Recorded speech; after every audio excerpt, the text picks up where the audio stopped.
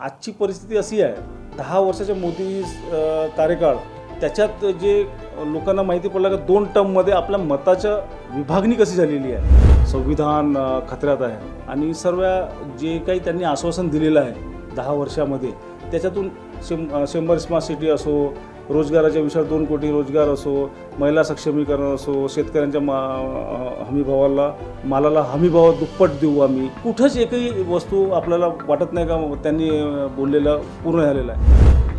मी एक परमात्मा सेवक संघासोबत जुळलेला एक सेवक आहे आणि तो मुद्दा हेरून पंतप्रधानांनी आपल्या भाषणात महान त्यागी बाबा जुमदेवजीच्या पावन नगरीत मी आलो आहे. पंतप्रधान पहिल्यांदा नागपुरात आले का? आधीच म्हटलं पहिले. आजची परिस्थिती अशी आहे, 10 वर्षाच्या मोदी कार्यकाळ त्याच्यात जे लोकांना माहिती पडलं की 2 टर्ममध्ये आपल्या मताच्या विभागणी कशी झालेली आहे. लोकांना कळलं की कशा प्रकारे याच्यामुळे भारतीय जनता पक्षाला फायदा झालेला आहे. म्हणून सर्वांच्या लक्षात आलेलं आहे वंचितला वोट टाकून किंवा BSPला वोट टाकून काहीच फायदा होणार नाही आहे, सीट निघत नाही आहे. सर्व वर्गातले जे वंचितचे किंवा BSPचे कॅडर वोट आहे ते आज मला समर्थन देत आहे. माझ्यासोबत दोन दिवसाअगोदर वंचितचे नागपूरचे उपाध्यक्ष सोबत होते माझ्या काटोल आणि रखेच्या दौऱ्यावर. आणि दुसरं म्हणजे वंचितचे जे उमेदवार आहे त्यांनी काल माझ्यासोबत पक्षप्रवेशच घेतलेला आहे. आणि जेवढी आंबेडकरवादी संघटना आहे त्यांचे मला भरपूर 25-30 संघटनांच्या समर्थन पत्र मिळालेलं आहे. आणि त्याचं कारण असे आहे का ह्यावेळेस ज्या प्रकारे एक देशात भीतीचे वातावरण तयार झालेलं आहे मोदी सरकारमुळे, संविधान खतऱ्यात आहे आणि सर्व जे काही त्यांनी आश्वासन दिलेलं आहे 10 वर्षामध्ये त्याच्यातून 100 स्मार्ट सिटी असो, रोजगाराच्या विषयावर 2 कोटी रोजगार असो, महिला सक्षमीकरण असो, शेतकऱ्यांच्या हमीभावाला मालाला हमीभाव दुप्पट देऊ आम्ही, कुठंच एकही वस्तू आपल्याला वाटत नाही का त्यांनी बोललेलं पूर्ण झालेलं आहे. त्याच्यामुळे लोक ॲटोमॅटिकली त्यांना लक्षात येत आहे की आम्हाला भारतीय जनता पक्षाला हरवायचं आहे. म्हणून जितणारा उमेदवार कोण आहे? रामटेक लोकसभेमध्ये काँग्रेस, श्यामकुमार बर्वे. म्हणून लोक ते चूक करणार नाही. मला एकदम आश्वस्त आहे त्या विषयावर का वंचितमुळे आम्हाला कोणताच फटका किंवा BSPमुळे कोणताच फटका बसणार नाही. तुम्हाला असं वाटतं का की कमळ हा निवडणुकीत नसल्यामुळे तुम्हाला जास्त सोयी झाली आहे म्हणून? नाही, कमळ जरी कमळ असेल पण आघाडीमध्ये आमच्यासोबत पण आघाडी आहे सर्व पक्षांची. चिन्ह बदलू शकते, व्यक्ती कुठं बदलतात? व्यक्ती तर तेच राहणार. BJPची पूर्ण टीम, मग ते देवेंद्र फडणवीस असो, पंतप्रधान आपल्या इथं आले, म्हणजे कमळ कनालला माझ्या गावी आले.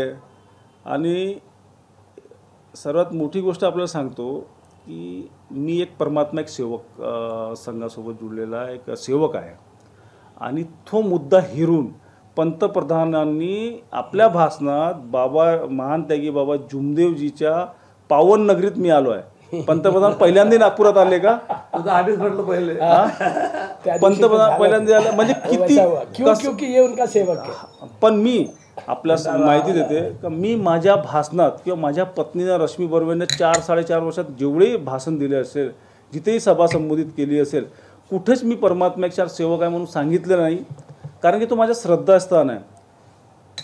आणि पंतप्रधानांनी तो हेरून की सेवक मी असल्यामुळे माझ्या पाठीमागे पूर्ण सेवक टीम लागलेली आहे ते सर्व माहीत आहे. त्यांना कुठंतरी डिस्टर्ब करण्याकरिता त्यांनी माझ्या श्रद्धास्थानाला त्यांनी इलेक्शनमध्ये आणलं आहे.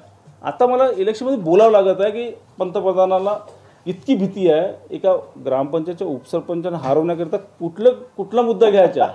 DCM रेतीच्या प्रकरण घेतो.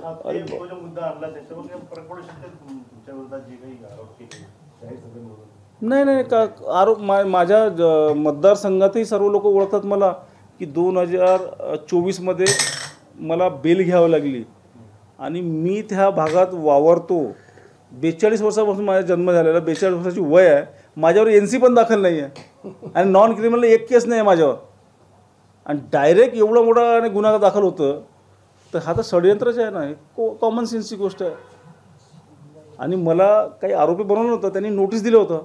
मला डिस्टर्ब करत होते इलेक्शनला, आम्ही तयारी करायला नाही पाहिजे किंवा भीतीचे एक वातावरण तयार करण्याकरता. म्हणून मी सीधा कोर्टात गेलो आणि बेल घेऊन टाकली. म्हणून ते बेल घेतल्यावर ते माझ्यावर ते गुन्हा सिद्ध होया ना, माझ्यावर गुन्हा लागतात असते, नियमच आहे त्यांच्यावर. त्याच्यामुळे ते माझ्यावर गुन्हे दाखल झालेले आहे. मी काही आरोपी नाही आहे त्याच्यात. 2022चा गुन्हा आहे तो आणि मला नोटीस करतात 24ला. मला माहीत होतं हे मला वारंवार नोटीस करेल, वारंवार बोलवेल. त्याच्याकरता मी बेल घेतलेली आहे, एंट्री सेफ्टी घेतलेली आहे. आणि कोर्टाने त्यांना विचारलं ना, बेल तर असंच देत नाही ना कोर्टाने त्यांना विचारलं काय बेस आहे, काय प्रूफ आहे. प्रूफच नाही करू शकले, म्हणून मला बेल दिली एकाच दिवसात. ही एक हिअरिंग पण नाही घेतली कोर्टाने, एकाच डे 1ला मला बेल मिळाली. त्यांचे सर्व षडयंत्र फसले आमच्या विरोधात. त्यांना बर्वे हा कॅन्डिडेट पाहिजे नव्हता. त्याच्याकरता त्यांना जे षडयंत्र करता आले ते षडयंत्र त्यांनी केले, पण ते फसले. बर्वे उमेदवार आला, रश्मी बर्वे असो का श्याम कुमार बर्वे असो, भैया रया भाभी रहे या भैया, हाँ मेरे भी फॉर्म पे ऑब्जेक्शन नहीं, वो तो आपको पता ही है.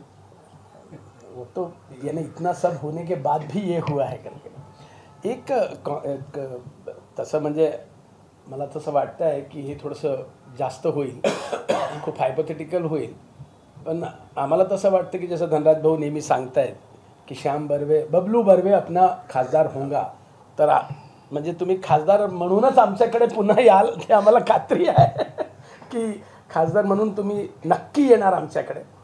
पण एक लॉंग टर्म प्लॅनिंगच्या दृष्टीने म्हणजे बघा, निवडणुकीच्या आधी नेता किंवा एखाद्याला तिकीट भेटते, तो लढतो, मग नंतर तो नेता होऊन जातो आणि मग तो पब्लिककडून दूरच होऊन जातो. फक्त केदार साहेबांची वर्किंग आणि केदार साहेबांची टीम असल्यामुळे आपल्याला खात्री आहे की तुम्ही दूर जाऊच शकत नाही, कारण की तुमचा नेता आजपर्यंत गेला नाही कुठे. वही मैं बोल रहा हूँ कि आपको कहीं जाने भी नहीं देंगे. तो तुम्हाला काय वाटतं की काय असं राहिलं आहे आपल्याला रामटेकला करायचं, किंवा काय असं झालं पाहिजे रामटेकला? मतलब उसको बड़ा करिए, केवल रामटेक में पूरे जिले का रामटेक लोकसभेमध्ये. हाँ, मैं वही बोल रहा हूँ कि जैसे रामटेक में, जैसे आपने एक उदाहरण दिया कि माइनिंग वाला उद्योग है, वैसे ही इंडस्ट्री वाला, जैसे आपने बताया कि माइनिंग और माइनिंग से रिलेटेड इंडस्ट्री है.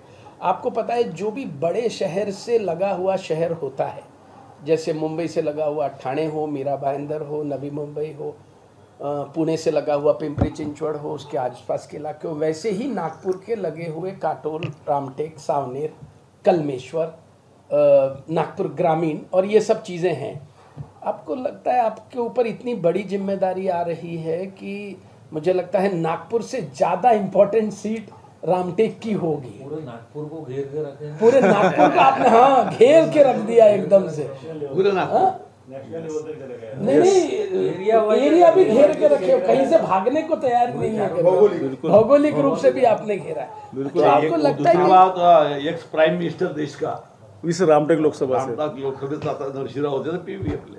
तो कैसा आपको लग रहा है कि एक बड़ी जिम्मेदारी आपको जनता देने जा रही है, बिल्कुल, और उसके लिए आपको बहुत बड़ी तैयारी करनी रामटेक पड़ेगी. लोकसभा में बहुत चैलेंजेस है, इजी नहीं है रामटेक लोकसभा, क्योंकि और सबसे अच्छी बात भी है कि रामटेक लोकसभा से जो भी चुन के जाएगा रामटेक और चंद्रपुर से, वो कोल कमेटी में ऑटोमेटिकली वो पदसिद्ध है. पदसिद्ध है वो. हाँ, कोल कमेटी में इसके लिए कोल बेल्ट अपना वाला है, मैग्नीज बेल्ट अपने पास, माइनिंग मैग्नीज की माइंस अपने यहाँ है, कोल की माइनिंग है अपने यहाँ पे.